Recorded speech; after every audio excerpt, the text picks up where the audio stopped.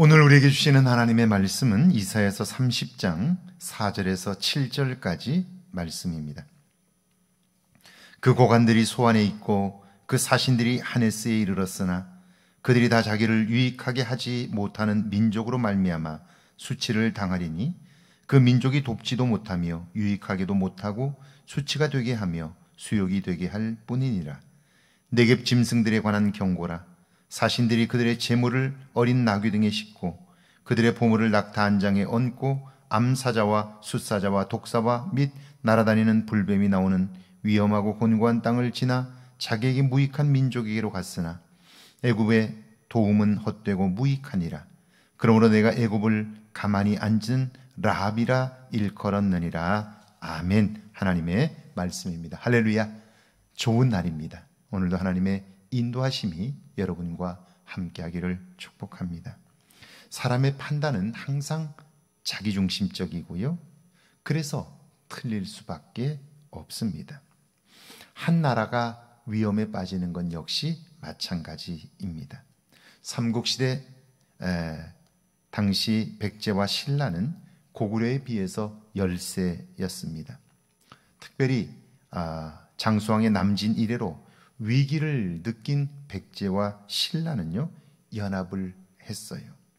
서로 도우며 위에서 내려오는 고구려 세력을 방어한 거죠. 그런데 진흥왕 때의 신라는 영토를 2배에서 3배 정도 늘리는 급격한 팽창을 하게 되었는데요. 자, 그렇게 됨으로써 신라는 위로부터는 고구려, 그리고 왼쪽에 백제로부터 포위를 당하는 형국이 된 거예요.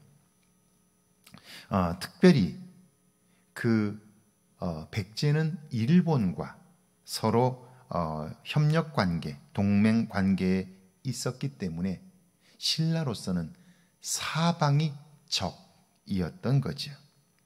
자, 이런 때에 결국 신라는 그 바다 너머 당나라와 연합을 생각하게 되었고요.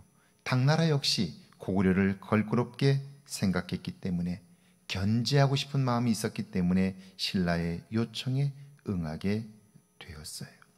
신라는 당나라의 커다란 힘을 얻었지만, 그러나 그것 때문에 이후에 신라가 겪은 고통은 얼마나 큰지 몰라요.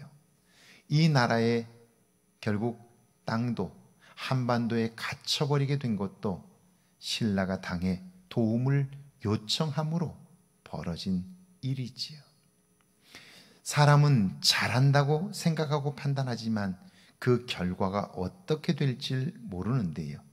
자기중심적으로 생각하기 때문에 항상 잘못된 판단을 할 수밖에 없다 하는 것이죠. 지금 이스라엘이 그렇습니다. 4절과 5절이죠.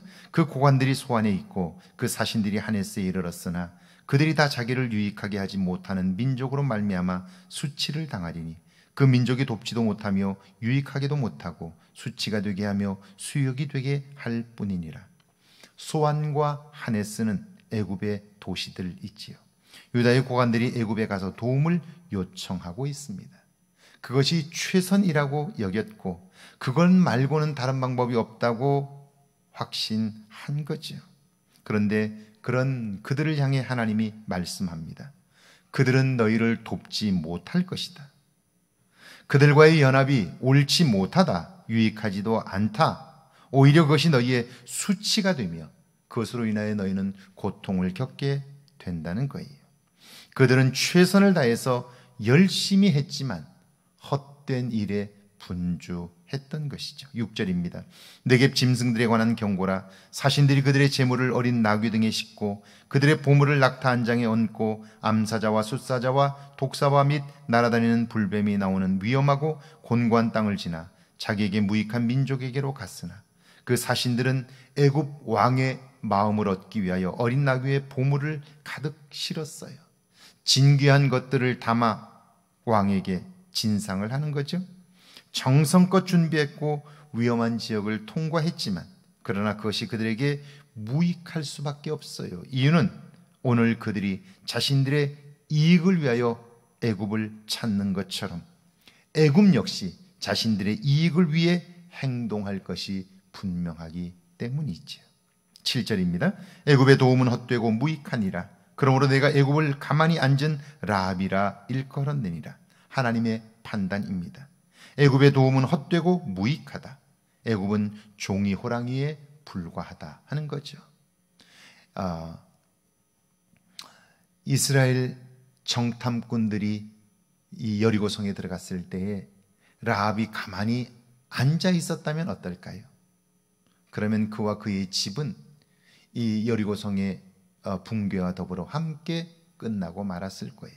그러나 그때에도 믿음으로 하나님이 하신 일을 보았고 하나님을 의지했던 그를 통하여 그와 그의 집이 구원받는 역사가 나타나게 된 거죠.